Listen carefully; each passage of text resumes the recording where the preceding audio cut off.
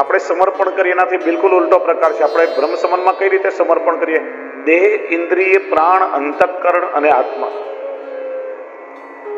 કેમ કે આપણો આ દેહ પેલા દોષોથી ભરેલો છે, એટલે આપણે પેલા દેહનું સમર્પણ કરીશું. વ્રજ ભક્તો તો એ પ્રભુના અંગભૂત જીવો છે, પ્રભુની લીલા સૃષ્ટિ છે.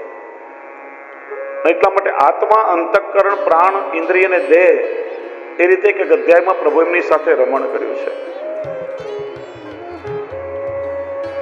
અન્ય જ્ઞાન માર્ગમાં તામસ ભાવને ગૌણ માનવામાં આવે છે, ભક્તિ માર્ગમાં તામસ ભાવને મુખ્ય માનવામાં આવે છે. અહીંયા તામસ એટલે તમો ગુણ નહીં.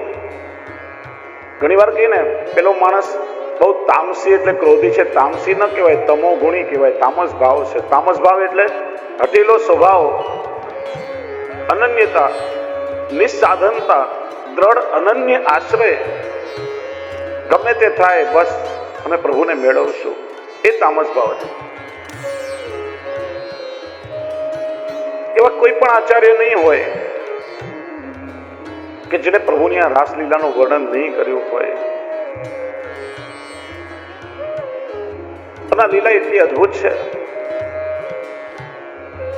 જો સમજમાં ના આવે તો મન બુદ્ધિ મોહિત થતા વાર ન લાગે, જીવને વિચલિત થતા વાર ન લાગે. એ જ રાસ પંચાધ્યાયનું આપણે દર્શન કરીએ. દરેકે પોતપોતાની મત અનુસાર રાસના અર્થ કર્યા છે. રસાનામ સમૂહ ઇતિ રાસ, જ્યાં પ્રભુએ દરેક પ્રકારના રસ નિષ્પન્ન કર્યા છે. જ્ઞાનીને પૂછવામાં આવ્યું, તમારે મન રાસ એટલે શું?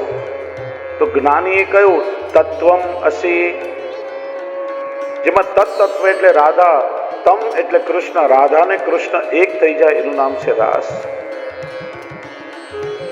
યોગ માર્ગીને પૂછવામાં આવ્યું, રાસ એટલે શું? યોગ માર્ગે કહ્યું, અનાહત નાદ દ્વારા કુંડલીની શક્તિ જાગૃત થાય, વૃંદાવનમાં પહોંચે, સમાધિ લાગે. અનાહત નાદ એટલે વેણુનાદ, કુંડલીની શક્તિ એટલે રાધા,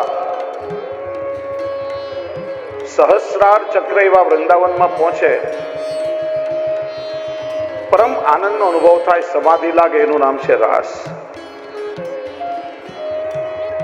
શ્રી મહાપ્રભુજી રાસનો અર્થ કરે છે સુબોધનીજીમાં, બ્રહ્માનંદાત સમુદ્રત્ય ભજનાનંદ યોજને લીલાયા યુજ્યતે સમ્યક સાતુર્યે વિનિરૂપ્યતે. બ્રહ્માનંદનો આનંદ લઈ રહેલા જીવોને જ્યારે ભજનાનંદમાં નિયુક્ત કરવાની ઈચ્છા થઈ, પ્રભુને ભજનાનંદનું દાન દેવાની ઈચ્છા થઈ, અને પ્રભુએ જે લીલા કરી એ રાસ લીલા છે. સુખદેવજી કે છે, રાસ એટલે શું? તો એક નાનકડું બાળક હોય, એની આગળ જલ ભરેલા પાત્રો મૂકવામાં આવે અને એમાં પોતાનું પ્રતિબિંબ જોઈ અને એની સાથે જે ક્રીડા કરે એ રાસ લીલા છે. અહીં ભગવાન શક્તિમાન છે અને ગોપીઓ એમની શક્તિ છે. પોતાની શક્તિઓ સાથે જે પ્રભુએ લીલા કરી એ રાસ લીલા છે. પોતાના અંશરૂપ જીવ સાથે જે લીલા કરી. સુરદાસજીને કોઈએ પૂછ્યું હશે, રાસ એટલે શું? સુરદાસજી કહ્યું, મને તો એવું લાગે છે કે પ્રભુને પતિના રૂપમાં પામવા માટે ગોપીજનોએ જે કાત્યાયની વ્રત કર્યો અને પદ સ્વરૂપે પ્રભુ એમની સાથે કરેલો વિવાહ એ રાસલીલા. કે વિવાહ કઈ રીતે કહેવાય? વિવાહમાં તો ઘણી બધી વિધિઓ થાય. વિવાહમાં તો સૌથી પહેલા સ્વજનોને બોલાવવા કંકોત્રી છપાઈને મોકલાવીએ. આમાં કંકોત્રી ક્યાં છપાઈ? તો કે ઠાકોરજીએ કરેલો વેણુનાદ. ઠાકોરજીએ વેણુનાદ કર્યો, એક એક વ્રજભક્તોનું નામ લઈને બોલાવ્યા, એ સ્વજનોને બોલાવવાની કંકોત્રી છે. કે વિવાહમાં તો કુલ દેવતાનું પૂજન થાય. ક્યાં થયું? તો ગોપીજનોએ કાત્યાયનીનું પૂજન યમુનાજીનું કર્યું, એમાંનું કુલ દેવતાનું પૂજન થયું. વિવાહમાં તો અગ્નિની સાક્ષીએ ફેરા લેવામાં આવે. તો અગ્નિ ક્યાં? તો કે રાસના સમયે ઠાકોરજીને વ્રજભક્તોએ જે હીરાના આભૂષણો પહેર્યા છે, હીરા એ અગ્નિ તત્વ માનવામાં આવે છે. માનો અગ્નિની સાક્ષીએ ફેરા થયા. તો કે ફેરા ક્યાં થયા? તો કે દ્વે દ્વે ગોપી બીચ બીચ માધવ, બબ્બે ગોપીઓની વચ્ચે કે કૃષ્ણ પ્રગટ થયા અને જે નૃત્ય થયું, રાસ થયો, માનો કે સપ્તપદીના ફેરા છે. કે વિવાહમાં તો ગઠબંધન કરવું પડે, છેડાછેડી બાંધવા પડે. ગઠબંધન ક્યાં થયું?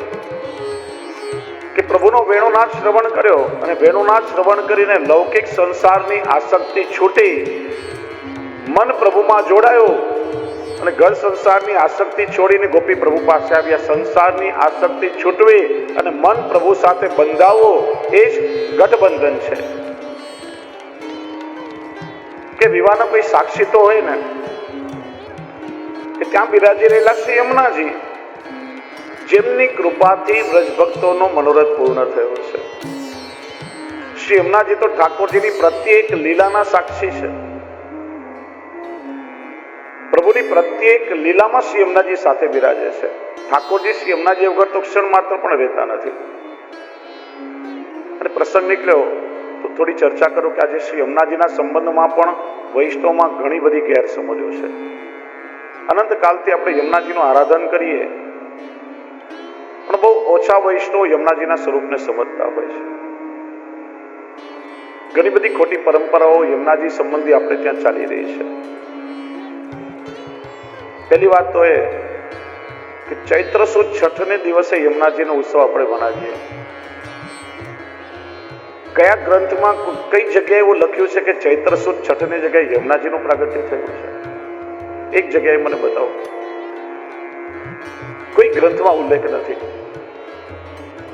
અને જો ચૈત્ર સુદ છઠને દિવસે યમુનાજીનું પ્રાગટ્ય થયું હોય તો અષ્ટસખાઓએ ઠાકોરજીના પ્રાગટ્યની વધાઈ ગાઈ, સ્વામીજીના પ્રાગટ્યની ગાઈ, બલરામજીના પ્રાગટ્યની ગાઈ, લલિતાજીની, વિશાખાજીની, ચંદ્રાવલીજીની, મહાપ્રભુજીની, ગુસાઈજીની, સાતે બાળકોની વધાઈઓ ગાઈ પ્રાગટ્યની. તો યમુનાજીની પ્રાગટ્યની વધાઈ ગાવામાં એમને શું વાંધો હતો? એક પણ કીર્તન બતાવો મને. ખાલી 60-70 વર્ષ પહેલા ઈચ્છારામજી ભટ્ટ નામના એક આધુનિક કવિ થયા છે. એમના 2-3 કીર્તનો મળે છે. ચૈત્ર સુદ છઠ ગુરુવાર કો પ્રગટી ભાનુસુતા. એ ભાનુસુતા એટલે દ્વારકા લીલાના કાલિંદીજી. એ કાલે ચર્ચા કરશું. વ્રજ લીલાના યમુનાજી જુદા અને દ્વારકા લીલાના કાલિંદીજી જુદા છે. યમુનાજીનું કોઈ લૌકિક ઉદરથી પ્રાગટ્ય થયું જ નથી. ગર્ગ સંહિતામાં પ્રકાર બતાવ્યો કે ગંગાજી અને યમુનાજીનું સાથે અવતરણ થયું છે.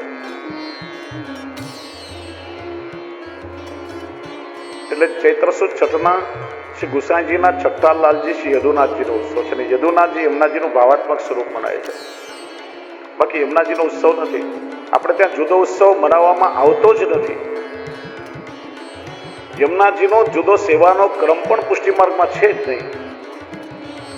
આ ઘણા વૈષ્ણવ લોટીજીની સેવા કરે ને એ પણ ખોટો ક્રમ છે. હમણાં થોડા સમય પહેલા શરૂ થયો છે, 70-80 વર્ષથી. વાર્તા સાહિત્યમાં જુઓ, જેમને યમુનાજીની સેવાની ભાવનાથી કિશોરીબાઈને શ્રી ગુસાઈજીએ વાલુકા પધરાવી આપી છે, રજ પધરાવી આપી. એમની સેવા કરતા ને એમાં લીલાનું દર્શન થતું. લોટીજી ભરીને પધરાવીએ, 20-25 વર્ષ થાય એમાં તો જલ પછી તિરોહિત થઈ જાય છે. આપણે લોટીજી પધરાવીએ છે ઠાકોરજીના જારીજી માટે જલ ભરવા. લોટીજીની સેવા નથી બતાવી આપણે ત્યાં. યમુનાજીની જુદી સેવા છે જ નહીં આપણે ત્યાં. ઠાકોરજીની સેવામાં જ યમુનાજીની સેવાની ઈચ્છ છે. આપણે દરરોજ જારીજી ભરીએ શું છે બોલો?